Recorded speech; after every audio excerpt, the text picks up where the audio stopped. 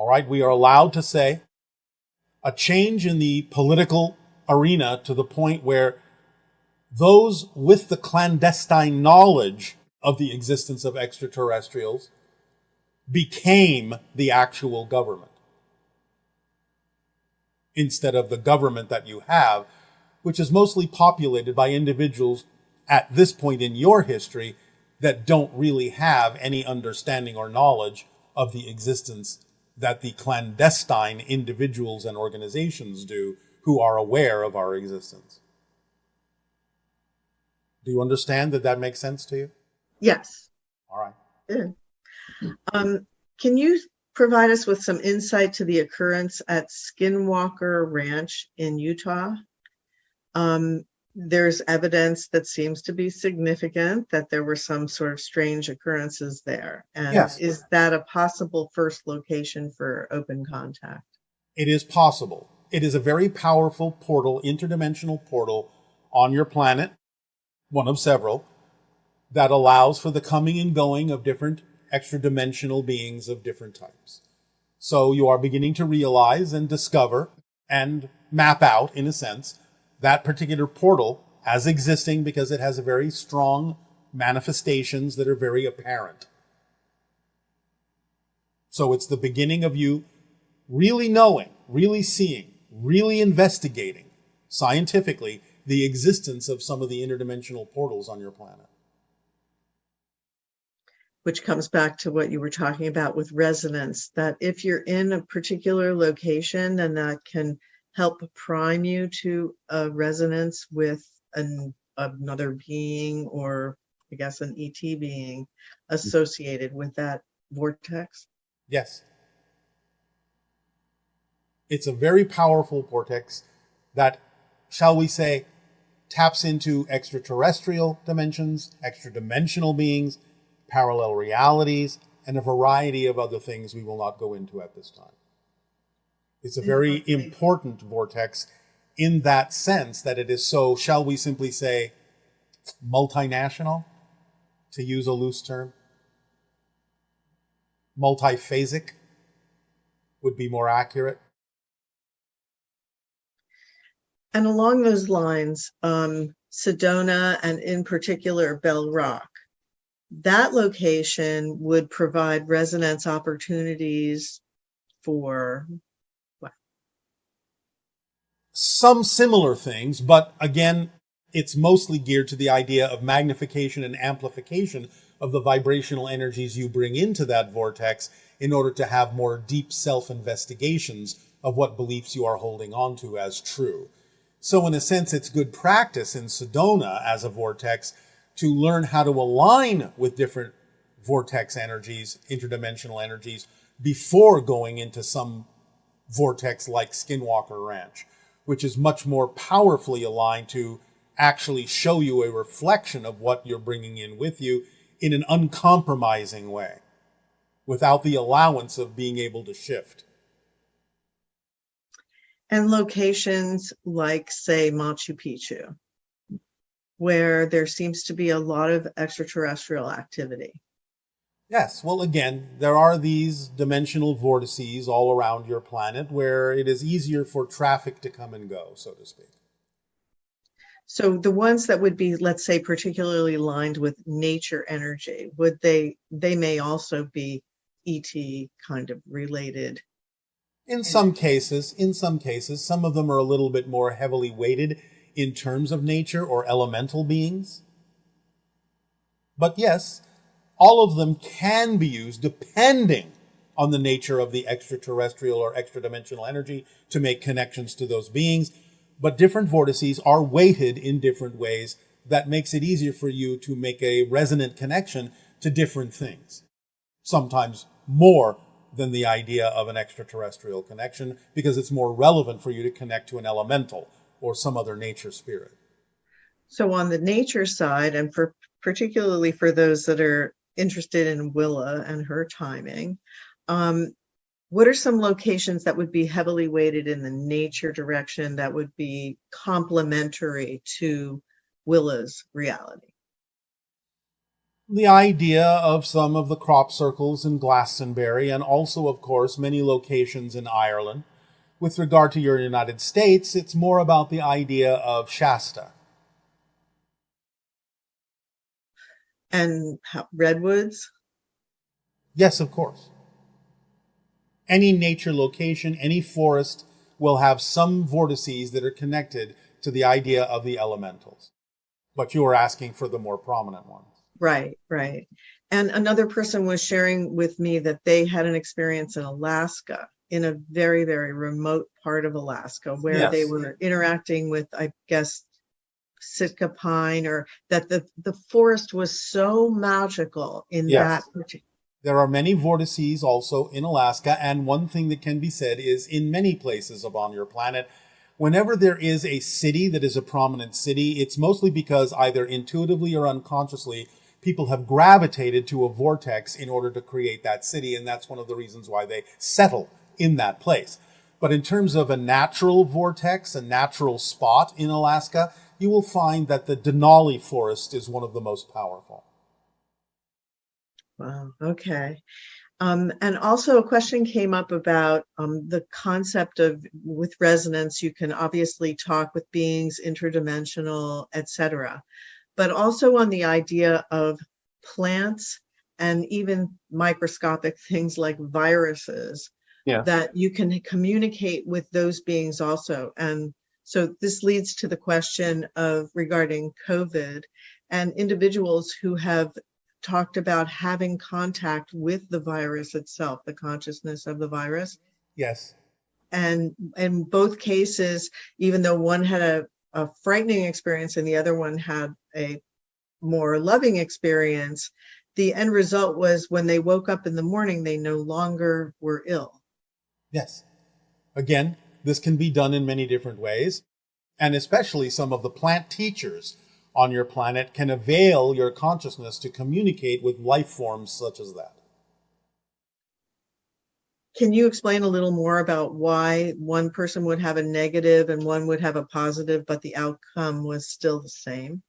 It's either what they needed to experience or what they brought in with them in terms of their belief system unconsciously. And the difference between people who receive messages like that and the vast majority of people who don't seem to have any kind of experience like that? Well, there are many different reasons, but in general, most people are simply not in tune to those kinds of things or don't believe that such experiences can happen. And They simply operate more out of fear. okay. And like the major shifts that we've gone through as a planet due to this particular situation, is that that level of nature talking to us about what we need to change or helping us become aware of what we need to change? Yes, exactly so. If you look at it that way, if you understand the overall message that there are consequences to the choices that you make. So choose wisely. Perhaps we feel like we've accomplished sort of dominance over science in a sense, or many of the things that in our earlier periods of history we were not able to cope with, like pandemics and things like that. So maybe our listening is different now because we've achieved a sense of competence in dealing with these things. Well, when you say we, again, remember, not everyone perceives things the same way. So let me make a statement, a comment. One of the things that would be perhaps advantageous for your species is to understand in your ancient, shall we say, for now, as an example, in your ancient biblical terms, when you read that humanity was given dominion over the earth, you have mistranslated the word dominion. What you were assigned to be is caretakers. So dominion over the animals and the plants and so on and so forth does not mean that you control as you wish, as you will. It means that you take care of it, that you are the tenders of the garden, you are the caretakers. That is what having dominion on the earth means. That you are in harmony as nature and a caretaker of the world. So absorb that, and many things will become much clearer as to why things are happening the way they are happening. Right, and that seems to interact with the idea of scarcity of resources, that there's so much competition amongst the human beings for what they consider scarce resources. It is only a belief system that makes things appear scarce. So that goes hand in hand with changing our relationship with the planet. Yes, and changing the relationship with yourself. So one person here was asking, can things like emotions and negative beliefs be passed down through epigenetics or epigenetics? If so, is there a way to clear the hereditary negative beliefs that your conscious mind is unaware of? It's not that they are literally passed down, but the genetics can create a predisposition based on the theme you've chosen to explore to absorb the idea of fear-based beliefs from those around you, such as your parents or your society or your schooling or your friends. They don't absolutely determine that you have inherited it, but you may have inherited the predisposition to absorb those things. And therefore, it still comes down to what you choose to believe by self-investigation and knowing that you are completely empowered to decide what is true for you. So when an individual is in the womb and they're experiencing the environment as being whatever their mother is experiencing, Yes. what kinds of things are they absorbing during, let's say, the last 3 months of the pregnancy? Whatever is more relevant to the theme that they chose to explore by having chosen that individual to be born to. Remember, that's a choice too. And if they have a certain theme they would like to explore, they're going to choose an individual that's going to give them at least the possibility of predisposing them to absorbing certain things that will help them on their journey, either to change them, to overcome them, or to live with them. There's no accidents in that. So a child that would be born to someone, let's say, that's bipolar, where they experience their rage and they also experience the loving side, I suppose. Case-by-case basis, that's all we will say on this subject. Take it as a case-by-case basis. There are as many reasons for children and spirits to choose individuals like that. I cannot give you one generalization that works for all. Okay. So you've also spoken of our planet as being a living entity. In Yes. recent years, we've seen what is, from our perspective, extreme climate and disease events. Can it be said that we are witnessing Earth's autoimmune system countering the human infection, and that is endangering its well-being? So, as you once told us, your people's name for our planet is Ananika. Inanika. that was the other thing I wanted to know, the Ananika, yes. I wouldn't necessarily think of yourself as an infection. That doesn't serve you, really. And the idea is that the Earth can get along fine without you. But the idea is that you are creating one atmosphere, one biosphere, one idea here in conjunction with the Earth as expressions of nature from the Earth. So the idea of what you reflectively see as the Earth's illness is your illness of belief systems. So the idea is for you to see those reflections as a way to guide you back into balance and back into harmony within yourselves. In the unlikely, shall we say, event that you exterminate yourselves, become extinct, the Earth will move on without you. But the Earth and you have made, in a sense, a higher agreement to have a certain experience that allows you the opportunity to reach a higher plane of existence in harmony, to play out certain stories in a more positive way. It's up to you to use it that way, but What the Earth is doing is reflecting the imbalance within humanity. It's not that the Earth itself is diseased. It's acting as a reflective guidance for you to bring yourself back into balance. So those that chose to be here on Earth in a situation where most of our recorded history, there are some kinds of wars going on somewhere. So one could say humans appear to be very warlike beings. So choosing to incarnate in this kind of a reality with that level of extreme behavior means that the soul has decided to go on this adventure of transformation. That's one way to look at it. Again, don't generalize. Right. So, but it is a master class in that respect because of the level of challenge. It is a master class in transformation. That doesn't mean everyone will graduate. And is global warming a real thing? Does the recent extreme weather come as a result of human activities, or is it the result of Earth's magnetic field shift? It is a natural cycle that has been exacerbated by human activity technologically. However, as many people on your planet have realized, it's a little bit more accurate to simply say climate shift or climate change. Some parts of your planet will become warmer. Some parts will become colder. Some parts will become wetter, as I think many of you are now discovering with all of your flooding. So the idea is go for the idea of climate shift or climate change rather than just global warming, which only addresses certain parts of your planet. It is a natural cycle, but it wouldn't be happening now in the way that it's happening at such an accelerated pace if humanity hadn't accelerated it with the technological pollution that you are now putting into the biosphere.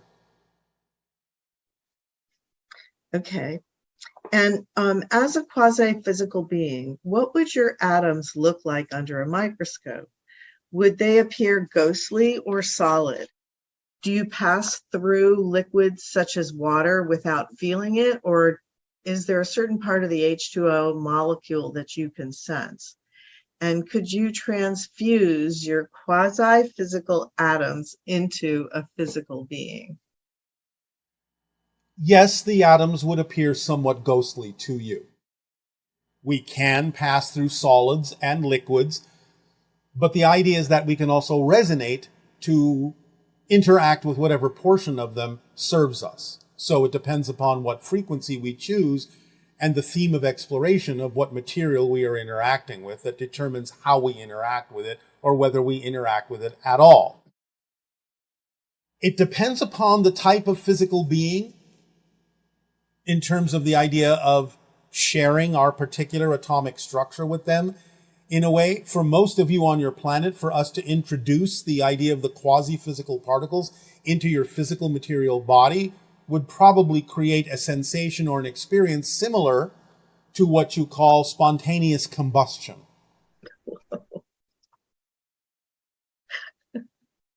Oh, that sounds exciting. It can be. That's like the ultimate hot foot, huh? Yes. Or the ultimate hot seat. How did the Greys choose the human subjects to create hybrids? And was it merely a genetic component they were looking for in people with certain life experiences, or was there some other alternative ideas? It is that to some degree, looking for certain genetic markers, but in many cases, the Greys are choosing those in a parallel reality that are representative of the family lines in their parallel reality. And do any of the 5 hybrid races have all black artificial lenses directly on their eyes to protect them from certain environments? Yes, the Greys do, and the tall Greys can, the Mazzani, sometimes use that technology. So our version of Greys with big black eyes may actually be like they're wearing sunglasses? Yes. And it's not just sunglasses. They are a technology that affords them information as well, much in the same way that some of your heads-up displays do. And can you expand on how our familiar symbols and archetypal representations might be used as a third reality for ETs to communicate with us through? That is a subject we will cover at another time. Okay. And were there certain genetic aspects that the Greys were looking for when they chose certain humans, or is it more of that people volunteered because they wanted to transform and they wanted to participate? Both. What would be some of the attributes, though, that a new human Not at this time. Okay. If your civilization lives without resistance, why do you experience death at all? Since death, in a sense, is a release of resistances accumulated throughout our lives. And once your civilization shifts into fifth density for good, and thus into total non-physicality, does that mean that you no longer experience death? Why do you go swimming and then come out? The idea is not always about resistance in the way that you mean it. The idea is to have an experience and then absorb that experience into your greater self. You go swimming, you come out of the pool or the ocean to go on with life in a different way, to experience the land instead of the water. So we experience physical reality and then go into non-physical reality for a variety of reasons, just as you do. It's an experience to be had. It has nothing to do with the idea of just giving up resistances. That's an extremely limited way to look at the idea of life and death. Okay, and like if you look at planet Earth, the things that people are passionate about or have experienced as being really fun seem to go through a lot of borders, and Did you say borders? Common. Well, the idea that the idea that we have many common things, like there's a lot of competitions humans seem to enjoy. There's sports. There's all kinds of ways that humans entertain themselves, plays, acting. So yes. When in your civilization, being at such a high frequency, what are some of the things that really give beings joy? What I'm doing gives me absolute joy, or I wouldn't be doing it. So there are many things. People that relate to the idea of nature in different ways, people that relate to the idea of games in different ways, people that relate to the idea of communication with other beings and spirits in different ways, people that relate to the idea of communing with animals in different ways, many different kinds of things. There's a wide variety of experiences and passions on my own world as there is on yours. It's just that many of them take place on different levels in different ways and are expressed differently.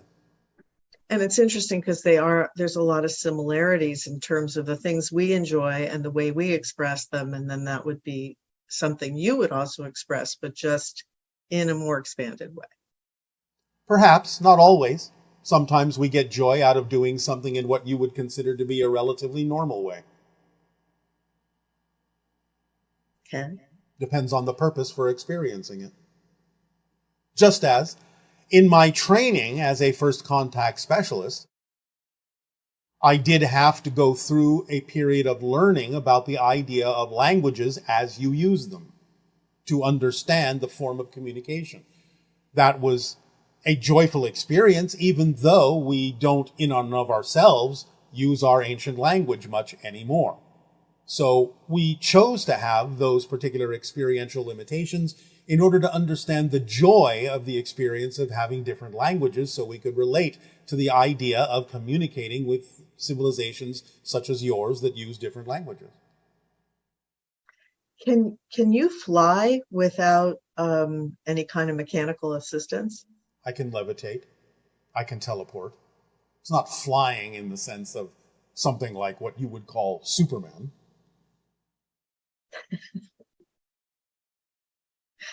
The kinds of things that humans actually dream about and then think, oh, I really wish I could do that here on Earth. Yes, and eventually you may be able to, eventually. That is your way of expressing the idea of motion. We have a different way of expressing the idea of motion. Speaking of levitation, there's a game that children play at summer camp where Yeah. someone lays down and then everyone puts like one finger on each hand underneath the person, and then they simultaneously are able to raise the person up. Yes. What is the mechanism? What's happening there? There are several things at play. One, the power of belief, making a game out of it to make it easier to do. Two, there's a lot you don't understand about physical leverage that you need to explore. Three, the idea of actually allowing an individual to not weigh as much by making shifts in the gravitational component in a limited space. There are many things going on. That is very magical, but it also sort of demonstrates the idea that we give ourselves opportunities to experience alternate realities as children. So we know that physical reality is not as fixed as it appears to be. Yes. So this is why making a game out of things, as children do, can actually be the most important thing you could do to understand certain principles about how you manifest physical reality.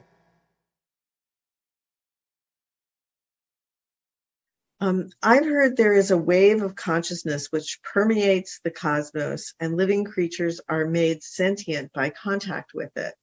Does such a wave exist? And if so, what can you tell us about it? You're simply talking about all that is and the way in which every single reflection of all that is relates to it. Some will express sentience in a different way than you would recognize. Some will express it in a way that you will recognize. But everything is a product of sentiency. Everything is conscious and uses consciousness in a different way. But you are simply talking about the wave of existence, the vibration itself of unconditional support and love that is the frequency of existence itself and all that is. Lovely. And back to the idea of resonance. Yes. If an individual wants to make contact with a specific being, a specific race, that kind of idea, what is it that they can do to really tune into that resonance in terms of actions they take physically? Be absolutely passionate about making that connection and dropping every single ounce of insistence about how that connection needs to be experienced simultaneously. And then go about your life taking the actions, whatever you can, whenever you can, that are indicative of having already made that connection. So, for example, if you want to connect with trees, Yes. then you would immerse yourself in the physical environment. And then I guess the next part of it is how do you, I guess you learn everything you can about that particular tree, or... If you are passionate about it, you would absorb knowledge like a sponge. You would seek every opportunity to learn more. This is one of the main driving forces of our civilization, curiosity. and inspiration. We are insatiable. Insatiable in our curiosity and our inspiration. You have to become insatiable. Well, thank you for sharing with us the states of being that allow us to resonate with your frequency and have these conversations, as well as all the other opportunities that are actually available to us. It is our passion and our pleasure to do so. We remind you now that it is important in understanding many of the metaphysical and spiritual concepts you are exploring to allow yourself to dig more deeply, to ponder and think about more deeply the idea of the 5 laws, and allow yourself, whenever possible, to really practice getting to understand them more clearly, more deeply, as we are giving you opportunities to do so now. So enjoy your opportunity and instruction. We thank you, and We will now move forward with this transmission. And during this particular instruction of the 5 laws, again, allow yourself the time, the space, the depth of pondering them and thinking about them and musing on them in childlike ways, in enjoyable ways, but allow yourself to absorb the depth of them, the understanding, the clarity necessary to use them as a framework for any metaphysical experience you may know.